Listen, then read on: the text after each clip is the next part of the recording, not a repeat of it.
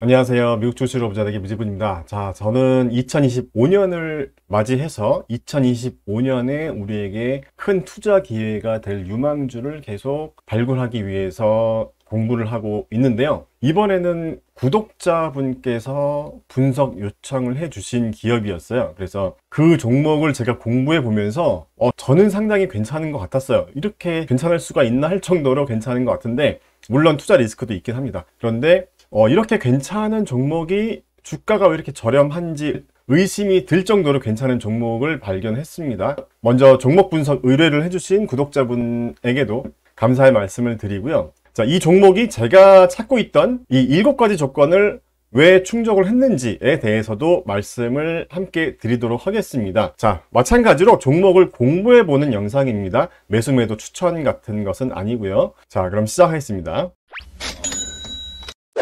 먼저 제가 유튜브 영상 촬영 전에 12월 3일에 종목 분석 컬럼을 먼저 올려드렸어요. 영상을 촬영하는 날짜가 12월 9일이니까 좀 많이 늦었습니다. 원래 제가 지난주에 촬영하려고 했는데 여러 가지로 바빠서 촬영을 못했고 이제서야 촬영합니다. 12월 3일에 제가 1부, 2부 컬럼으로 올려드렸었는데 이거를 보면서 말씀드리겠습니다. 자, 먼저 구독자분의 댓글을 잠깐 보면서 말씀드릴게요. PGY 분석해주세요 라고 말씀을 주셨고, 되게 분석 요청 이유에 대해서 자세하고 좀 성의 있게 남겨주셔서 이거는 제가 꼭 해드려야겠다라는 생각이 좀 들었습니다. 그래서 이분이 어떤 말씀을 주셨냐면, 자, 중소형주 파이낸셜 섹터다. 이것도 제가 마음에 들었어요. 이 부분도. 그리고 영업이익이 흑자 전환됐다. 이 부분도 좋게 봤고, 현금 흐름도 올해 흑자 전환이 된다. 그 다음에 순이익은 내년에 흑자 전환이 예상된다. 그리고 동종 업종 대비 저렴하다.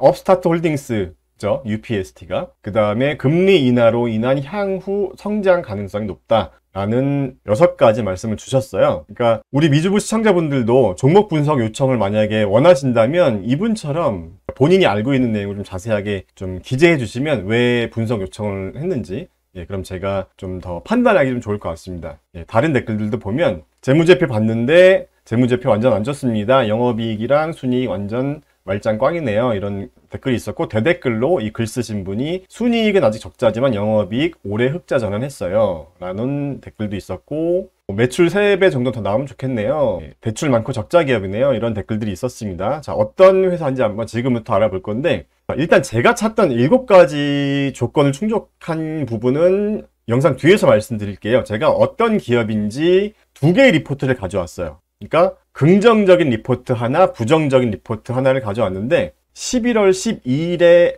바이 의견을 준 리포트가 있고 14일에 셀 의견을 준 리포트가 있습니다. 그래서 이 리포트를 둘 다 알아볼 거고 마지막에 제 생각을 말씀드리도록 하겠습니다. 자, 일단 본격적으로 알아보기 전에 뭐 하는 회사인지는 우리가 알아야 되잖아요. 그죠? 자, 뭐 하는 기업인가 한번 보겠습니다. 간단하게 한번 짚고 넘어갈게요. 자, 파가야 테크놀로지라는 회사고 인공지능 기반의 금융 기술을 제공하는 회사라고 해요. 참고로 이스라엘 기업인데 올해 지정학적 이슈로 인해서 본사를 뉴욕으로 이전했다고 합니다. 그래서 이 회사는 금융기관들이 더 많은 고객에게 금융 서비스를 제공할 수 있도록 지원해 준다고 해요. 금융기관들에게, 그러니까 일반 고객이 아니라 금융기관에게 제공해 준다는 거죠.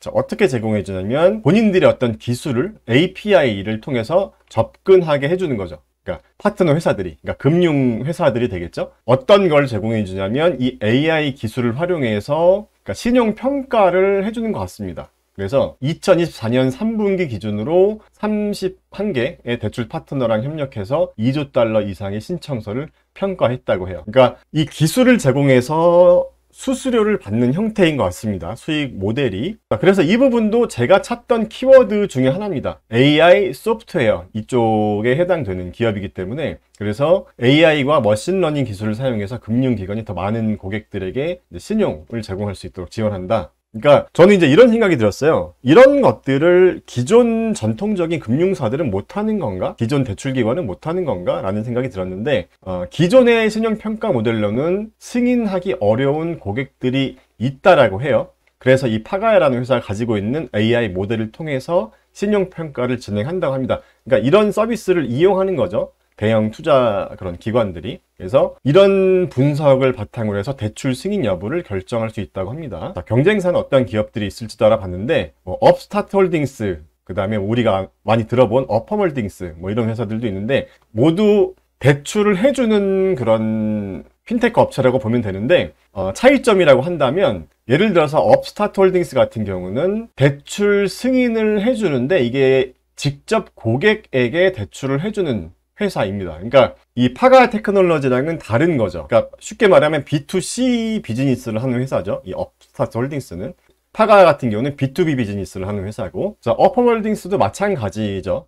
예. 그래서 넓은 의미에서는 경쟁사라고 볼 수도 있겠지만 좁은 의미에서는 그렇게 또 경쟁 관계에 있지 않은 회사라고 저는 판단을 해봤는데, 시청자분들께서는 또 어떤 생각을 하시고 있는지도 한번 댓글 남겨주시면 좋을 것 같습니다. 개인적으로 저는 B2C 비즈니스보다는 B2B 비즈니스를 선호하는 편이긴 해요. 제가 어떤 기업에 투자할 때 물론 장단점은 있겠지만 이런 B2B 비즈니스를 하려면, 그것도 더군다나 대형 금융기관들과 이런 비즈니스를 하려면 본인들만의 어떤 기술력이 있어야지 할 거 아니에요. 우리가 상식적으로 생각해봐도. 그렇기 때문에 그런 면에서 저는 좀 좋게 보이더라고요. 자, 지금부터는 부정적인 리포트랑 긍정적 리포트를 보여드릴 텐데, 11월 14일이니까 이 긍정적인 리포트보다 더 최근 거를 먼저 보여드리고 그 다음에 바이 의견을 준 리포트를 순차적으로 알아볼게요. 자, 리포트 두 개는 빠르게 제가 요약만 해드리고 넘어가겠습니다. 자, 일단 부정적인 리포트는 작은 잉여 현금 흐름과 제약이 많은 재무 상태를 고려할 때 매도 의견을 유지합니다. 그러니까 재무 상태가 그렇게 좋진 않다라고 얘기를 하고 있고, 2025년에 이 갭 기준 흑자 전환을 목표로 하고 있다. 그러니까 실제로 될지 안 될지는 또 봐야 알겠죠. 그리고 이제 이런 얘기를 해요.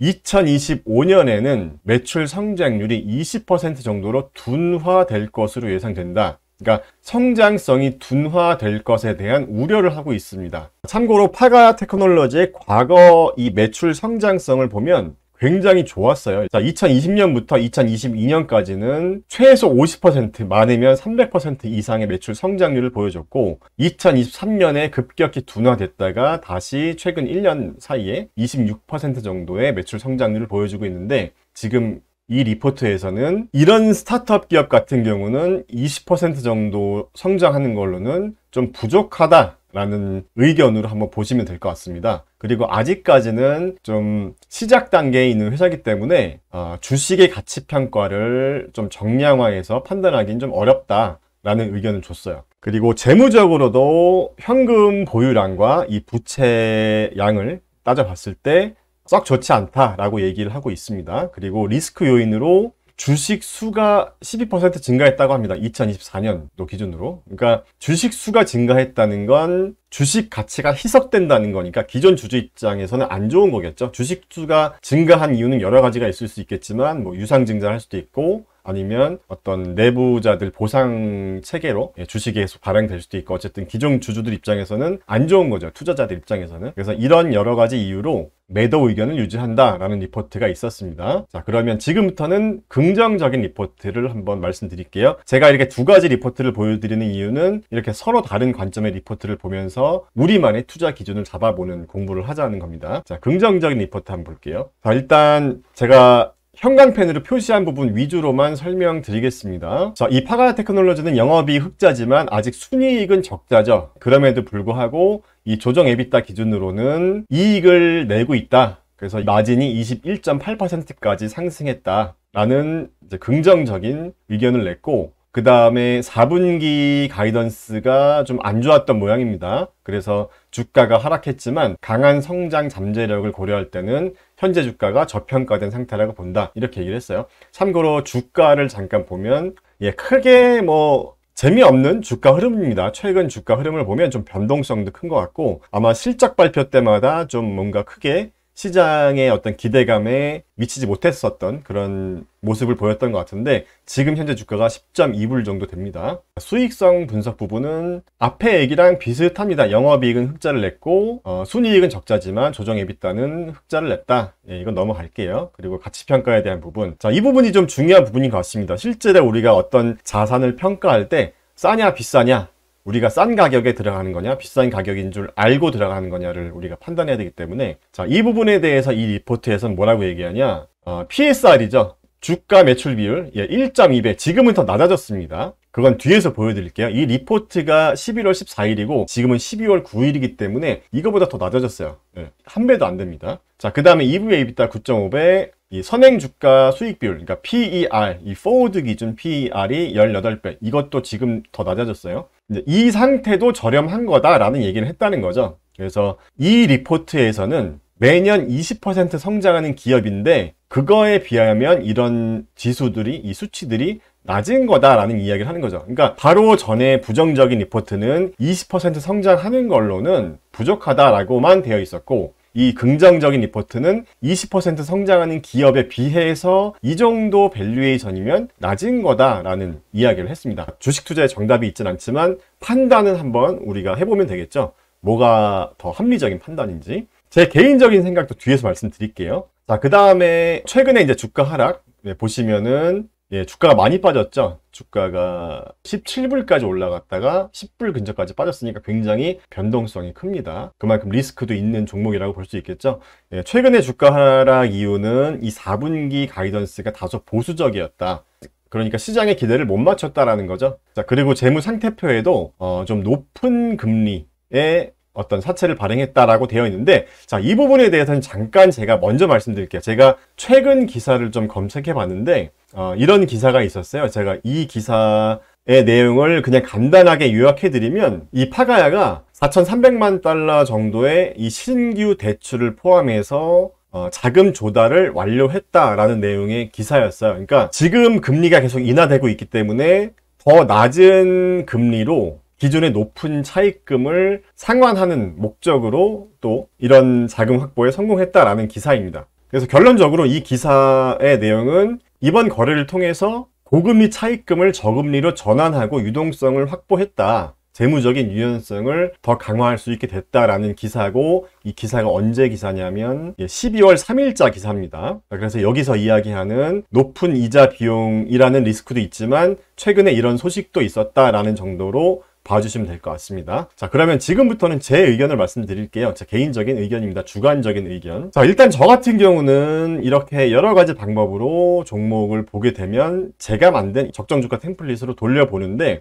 이 파가야 테크놀로지의 이 3개년 예상 EPS 성장률이 굉장히 높습니다. 여기 보시면 2024년에 이 정도 성장했고 2025년은 73%, 2026년은 23% 성장해서 이 평균 성장률을 몇 퍼센트를 적용해 줄지가 적정 주가를 결정하는 이 변수인데, 저는 이 3개년 중에서 가장 낮은 23% 정도를 적용해 본 건데 그래도 상승 여력이 되게 높게 나왔어요. 300%나 나왔습니다. 그러니까 그만큼 현재 이 PE 레시오, 이 10배 정도, 10.7배 정도 되는 PE 레시오가 되게 저렴하다는 거죠. 지금 이 리포트에서는 18배였어요. 그러니까 이 리포트가 작성될 당시보다 지금 주가가 더 하락했기 때문에 이 10.7배라는 이 PE 레시오가 굉장히 저렴하게 나온 겁니다. 이 정도 성장률을 적용했을 때도 그렇게 이해해 보시면 될 것 같고, 자, 매출 성장률 관점의 적정 주가 역시 제가 평균 성장률 조정값을 10%밖에 안 했는데도 상승 여력이 되게 높게 나왔어요. 600%나 나왔는데 이렇게 순이익이 적자에서 흑자로 전환되는 기업은 이쪽을 더 많이 참고한다고 제가 말씀드렸었죠. 얘보다는 얘는 20%만 참고한다고 말씀드렸습니다. 자, 이런 식으로 제가 모의투자 템플릿으로 매주 데이터를 업데이트 해나가고 있죠. 그래서 일단은 뭐 상승 여력이 몇 %다가 중요한 게 아니라, 제가 이 템플릿을 활용하는 좀 팁을 말씀드리면, 이게 일단 높으면 높을수록 일단은 좋게 봅니다, 저는. 그러니까 이게 예를 들어 상승 여력이 뭐 5%밖에 안 되고 10%밖에 안 되고 이 정도 같은 경우는 얼마든지 그 위아래로 주가가 변동성이 클 수 있지만, 상승 여력이 높으면 높을수록 제 경험상 그만큼 이 하방이 좀 튼튼했다 라고 볼 수 있을 것 같아요. 물론 이제 이 기업 같은 경우는 워낙 시총이 작은 기업이어서 변동성이 클 수는 있습니다. 그러니까 이런 정량적인 가치평가 방법으로는 평가하기 좀 힘든 종목인 것도 맞아요. 첫 번째 리포트에서도 그 얘기를 했잖아요. 평가하기 좀 힘든 기업이다. 그러니까 평가하기 힘들다고 아예 안 하고 투자하는 거랑 어떤 방법으로든 한번 내 기준에 따라서 해보고 투자 여부를 결정하는 건 다른 문제잖아요. 그죠? 그러니까 어렵다고 안 하냐, 어려운데도 불구하고 한번 여러 가지 방법으로 최선을 다해서 해보냐, 이제 그 문제인 것 같습니다. 어쨌든 두 번째 리포트에서도 이 정도 수치면 저렴하다라고 얘기를 했고, 제가 만든 이 템플릿 기준으로도 상당히 저렴하게 나와서 저는 좀 더 공부해 볼 필요가 있을 것 같다라고 해서 이제 2부 칼럼을 올려드린 거고 2부 컬럼도 잠깐 보면서 말씀드릴게요. 자, 일단은 좀 더 깊이 있게 공부해 보자라고 해서 제가 먼저 재무제표를 한번 봤습니다. 자, 이 순서대로 설명드릴게요. 자, 재무제표를 봤고 영업이익 흑자 전환된 시기가 2023년 9월부터더라고요. 그래서 여기 쭉 보시면 영업이익 흑자 폭이 그래도 꾸준히 증가하는 모양을 보여주고 있어요. 그래서 이 부분은 좋게 보고 있습니다. 일단 뭐 재무적으로 안 좋게 보는 의견도 있지만 그냥 손익계산서 관점으로 보면 점점 현금을 창출해 나가고 있는 그런 숫자를 보여주고 있다라고 볼 수가 있고, 여기서도 보시는 것처럼 순이익은 적자입니다. 그러니까 영업 외 비용까지 아직 커버할 수준의 영업이익을 못 내는 거죠. 예, 뭐 이자라던가 뭐 주식 보상이라던가 여러 가지 영업 외 비용까지도 커버할 정도의 영업이익 흑자를 내줘야 실질적인 현금 흐름을 만들어낼 수 있는 상태가 되는 건데, 대부분의 이렇게 영업이익이 적자에서 흑자로 전환되는 터닝 포인트에 있는 기업들은 아직까지는 이런 실질적인 영업 외 비용까지 커버하지는 못하죠. 예전에 팔란티어도 그랬습니다. 팔란티어도 영업이익이 막 흑자로 전환되기 시작하는 그 시기에 현금 흐름은 마이너스였어요. 그러니까 순이익은 마이너스였고, 제 예전 영상에서도 제가 다뤘던 기억이 있습니다. 그러니까 다 그런 시기를 거쳐서 이제 올라가는 거죠. 자, 그리고 이 매출 성장률 아까도 보여드렸지만 매출 성장률이 비교적 과거 3년 대비 낮아지는 모습을 보여주고 있지만, 그래도 향후 매출 성장률을 보면 2025년에 14.47%, 2026년에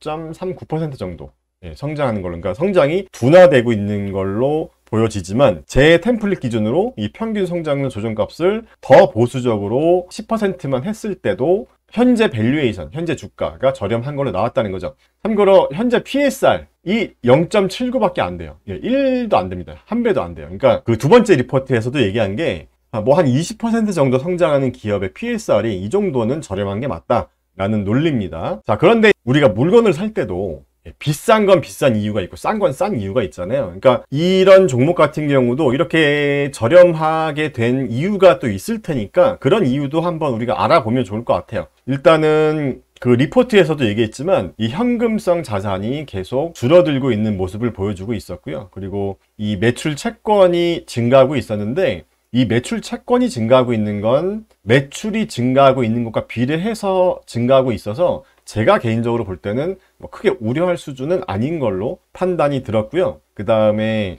여기 보시면 이 단기 차입금 쪽이 갑자기, 여기 보시는 것처럼 갑자기 증가했어요. 그래서 자, 이런 케이스는 여러 가지 이유가 있을 수도 있겠지만, 일반적으로는 장기 부채 만기가 1년 이내로 다가온 경우는 이게 회계상으로, 그러니까 계정이 이동되는 거죠. 단기 부채 계정으로 이동됐을 가능성도 생각해 볼 수가 있는데, 그럼에도 불구하고 여기 장기 부채도 늘고 있다는 거죠. 그러니까 리포트에서는 이런 부분들을 좀 지적한 것 같습니다. 그런데 일단은 부채 비율이 그래도 122% 정도였어요. 제가 계산한 바로는. 그러니까 부채 비율 122%면 뭐 그렇게 안 좋은 건 아니죠. 양호한 수준이라고 보죠. 200% 미만은. 그리고 유동 비율이나 당좌 비율도 1 이상으로 이런 기본적인 지표는 크게 문제가 없어 보였습니다. 하지만 현금이 계속 부족해지고 있기 때문에 뭐 멀지 않은 미래에 뭐 유상증자를 할 수도 있고, 주주 입장에서 악재가 될 만한 그런 뉴스들은 얼마든지 있을 수도 있다는 걸 감안하고 봐야 될 것 같습니다. 그런 생각은 들었어요. 그리고 현금 흐름표도 봤는데 영업활동 현금 흐름이 적자에서 흑자로 전환된 부분도 나쁘지 않게 보였고요. 그리고 경쟁사랑도 한번 비교해 봤는데, 에비타 기준으로 업스타트 홀딩스나 어펌홀딩스 다 여전히 적자를 기록하고 있었는데, 그래도 파가야 같은 경우는 에비타 기준 흑자를 기록하고 있었고, 어펌 같은 경우는 매출이 2.52 빌리언이나 됩니다. 파가야보다 훨씬 매출 규모가 큰데도 아직 이익을 만들어내지 못하고 있더라고요. 그러니까 뭐 경쟁사랑 비교를 해봐도 그냥 이렇게 숫자로만 봐도 뭐 그렇게 부정적으로만 볼 거는 아니라고 생각이 들었어요. 그래서 제가 여기서도 적어놨지만 조만간 자금 조달을 위해서 뭐 회사채 발행, 뭐 유상증자 등등 주주에게 악재가 될 수 있는 자금 조달과 관련 조치를 취할 수도 있을 거는 감안하고 좀 투자해 봐야 될 것 같고, 자, 2022년에 주가가 뭐 이렇게 상승했다가 하락한 것도 한번 검색해 봤는데 이거는 넘어가겠습니다. 뭐 물량이 좀 적어서 그랬다라는 뭐 그런 내용을 봤는데 제가 정확히는 모르겠어요. 검색을 해봤는데 어차피 과거에 있었던 일이고, 이 부분은 좀 잘 아시는 분 계시면 코멘트 좀 부탁드려요. 그러니까 제가 알아본 바로는 유통 주식수가 부족해서 좀 변동성이 컸다 정도로 봤습니다. 이거는 넘어가겠습니다. 그리고 최근 기사도 한번 체크해 봤는데 호재 악재 같은 것들이 있는지, 최근의 기사들 중에서 50.4만 주 보통주 매각 신청을 했다라는 공시가 있었더라고요. 그래서 50만 주 정도면 지금 파가야 거래량으로 볼 때는 그렇게 또 적은 수량은 아닌 것 같습니다. 거래량이 그렇게 많지가 않아요. 변동성도 크고, 그래서 앞으로도 주가 변동성 굉장히 클 수가 있습니다. 이 거래량 보시면 굉장히 들쑥날쑥하죠. 그렇기 때문에 50만 주 정도를 매각한다라는 이 매각 신청 내용이 뭐 언제 구체적으로 매각을 하겠다라는 그런 건 없었어요. 그래서 이런 부분도 감안하셔야 된다라고 해서 공유를 해드리고, 내부자 거래는 다른 회사들과 비교해 봤을 때 뭐 크게 문제가 있는 정도로 보이진 않았습니다. 제가 분석 컬럼에서 이 최근 내부자 거래 내역을 보여드렸고, 좀 전체를 좀 봤는데요. 좀 더 긴 기간을 봤는데 2024년 4월부터 자료가 있더라고요. 그런데 2024년 올해죠. 올해 4월 달에는 CEO를 비롯해서 임직원들이 많이 매수한 것 같더라고요. 여기 또 보시면 임직원이 매수했던 주가가 10불 초반이었어요. 그러니까 지금 정도 주가였다라고 보시면 되고, 가장 최근에 매수한 거는 9월 30일에 다시 또 주가가 10불대로 하락했을 때 또 매수가 있었습니다. 그러니까 반대로 생각해보면, 역발상으로 생각해보면 10불 정도면 임직원들이 또 매수하는 그런 가격대였다라고 볼 수 있겠습니다. 보통 한 15불에서 많이 팔았더라고요. 보니까 15불 정도에서 임직원들이 매도를 했고 10불 정도에서 매수를 했다, 이 정도로 정리해 볼 수가 있겠고요. 자, 그래서 저는 제가 운영하는 스터디 클럽에서 밀착관리 종목으로 편입시키기로 결정을 했습니다. 자, 왜 그 이유를 결정했냐? 여기도 뭐 이유를 적어놓긴 했지만 좀 정리를 해드리면, 일단 첫 번째로 AI 키워드가 있는 기업이죠. AI를 활용해서 금융기관에 기술, 서비스를 제공하는 회사. 그 다음에 두 번째가 중소형주. 2025년에 특히 중소형주에 대한 기대감이 높은 이유가, 제가 오늘 아침 시황에서도 말씀드렸지만 이 대형주와 소형주의 격차가 최근에 많이 줄긴 했지만 여전히 20년 평균 대비로 보면 아직도 소형주들이 저렴한 구간입니다. 그런 이유로 제가 중소형주에 대한 유망주를 계속 찾고 있었던 거고, 그 다음에 세 번째는 소프트웨어 기업이라는 점. 그러니까 2023년과 2024년까지는 AI 인프라 기업들이 굉장히 좋았잖아요. 엔비디아, 뭐 데이터 센터, 반도체 이런 기업들이 좋았다면 2025년부터는 이렇게 구축되어 있는 AI 인프라를 가지고 또 돈을 벌 수 있는 이 소프트 AI 기업들로 전환될 것으로 보고 있기 때문에 이 소프트웨어 기업이라는 점도 좋게 보였고, 그 다음에 네 번째가 금융 섹터 기업이라는 점. 자, 이 파이낸셜 섹터가 다른 섹터 대비 굉장히 저렴한 밸류에이션인 상태예요, 지금 금융 섹터가. 그래서 2025년에 상대적으로 좀 덜 과열된, 오히려 10년 평균 대비 저렴한 섹터들이 또 좋지 않을까 하는 생각도 있어서, 그래서 금융 섹터 기업을 또 선호하기도 했었고, 그 다음에 다섯 번째로는 금리 인하 기대감이 생기면 당연히 중소형주들한테 좋을 수밖에 없고, 2025년에 현금 흐름까지 흑자 전환을 예상할 수 있는 그런 기업입니다. 물론 실적 발표 때 또 봐야겠죠. 2월 24일입니다. 그리고 마지막으로 M&A 기대감까지 있는 기업이라고 생각이 들었어요. 그러니까 이 정도 사이즈의 기업이면 좀 대형 금융기관들이 아예 그냥 인수합병하기 적당한 사이즈라는 그런 생각을 했습니다. 지금 시가총액이 7억 5천만 불 정도밖에 안 합니다. 그러니까 굉장히 비싸지 않은 기업이죠. 어떻게 보면. 대형 금융기관들 입장에서 보면. 그래서 M&A 기대감도 있는 회사라는 생각이 들었어요. 그래서 제가 찾던 이런 7가지 조건을 모두 충족했다라고 생각을 하고 있고, 자, 일단은 이 파가 테크놀로지도 제가 관리하는 이 밀착 종목으로 선정이 됐기 때문에 일단 앞으로 매주 이렇게 성장률 데이터가 업데이트가 될 거고요. 매주 한 번씩 적정주가 템플릿을 공유해 드리고 있죠. 스터디 클럽에서. 그러니까 매주 관리가 들어가게 되고 이렇게 템플릿으로, 그리고 이렇게 성장률 추적기로도 관리가 들어가게 됩니다. 지금 파가야는 최근에 들어왔기 때문에 첫 번째 주차만 보여지고 있는데 다른 종목들을 보면 이렇게 6주간 성장률 변화를 보여주고 있죠. 제가 최근에 3주간 성장률 추적기까지 같이 보고 있는데 6주간 성장률과 3주간 성장률의 어떤 데이터 패턴에 따라서 어닝 결과와 가이던스가 어떻게 되는지를 보고 있었는데 이 3주간 성장률 추적기로 봤을 때가 더 정확하더라고요. 85.7%가 나왔습니다. 그러니까 이게 무슨 말이냐면 이 성장률 추적기 기준으로 이렇게 매출이나 순이익이 둘 다 상승하냐 하락하냐 이렇게 이런 식으로에 따라서 어닝 결과에 대한 이 연관 관계를 분석해오고 있었는데 의미 있는 규칙을 발견해서 실전 투자에 적용할 수 있게 제가 이 데이터를 공유해 드리고 있다는 거죠. 이렇게 제가 많은 시간을 들여서 이 데이터를 공유해 드리고 있기 때문에 밀착 종목으로 선정되면 아무래도